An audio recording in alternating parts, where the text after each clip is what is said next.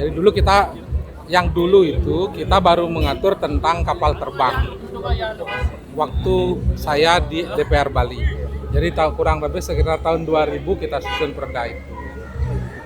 Yang kedua, kita baru mengatur tentang sono-sono tertentu. Waktu itu jaraknya 9 kilo dari airport ke arah Gianyar. Intinya karena kita pada saat itu layangan itu ada di Padanggala.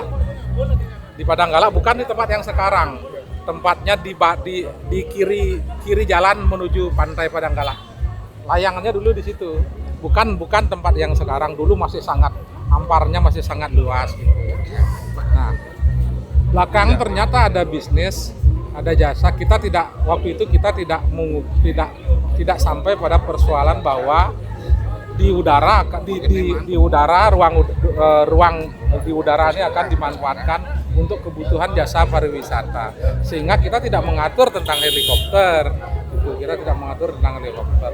Nah, sekarang karena itu tumbuh, bagaimana caranya kita tetap menghormati adanya kemajuan teknologi karena kita sebagai daerah pariwisata, namun di sisi yang lain tentang tradisi, hobi, kreativitas, inovasi dari anak-anak muda kita, karena layangan bukan saja menjadi sebuah layangan yang kita lihat terbang itu, tetapi juga dia berdimensi filosofi, tradisi, bahkan ya cerita tentang legenda dan lain sebagainya. Oleh karena itu dia harus tetap ada.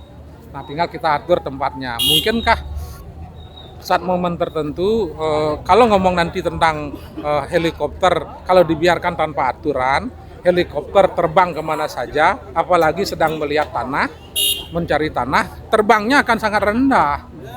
Orang cari tanah, ngesum tanah kan terbangnya sangat rendah, dan itu bisa terjadi.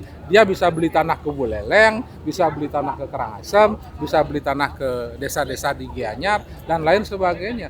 Kalau itu tidak diatur, otomatis nggak ada lagi tempat menaikkan layangan. Jadi aturan itu harus diubah. Oleh karena itu, Perda Provinsi Bali, saya mohon kepada Gubernur dan kepada DPR Bali agar melakukan revisi terhadap Perda tentang larangan menaikkan layang-layang di Bali.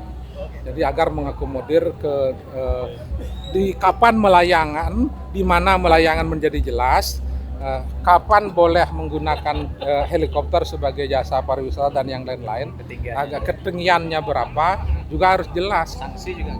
Sanksinya dipertegas karena selama ini kan nggak ada kapal jatuh karena layang-layang dalam panjang perjalanan ini loh, tahun zaman ini nggak ada karena dia terbangnya tinggi. Tapi kalau helikopter terbangnya rendah di mana-mana saja, terus sambil melihat tanah, ya pendek lah terbangnya, pasti akan mengganggu.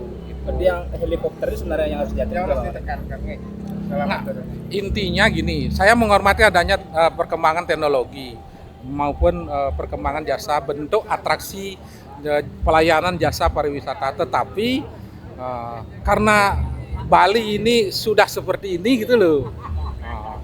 Bali ini memang unik, jadi nggak bisa seperti di daerah lain atau di pulau lain. Jadi harus diatur agar sama-sama bisa jalan.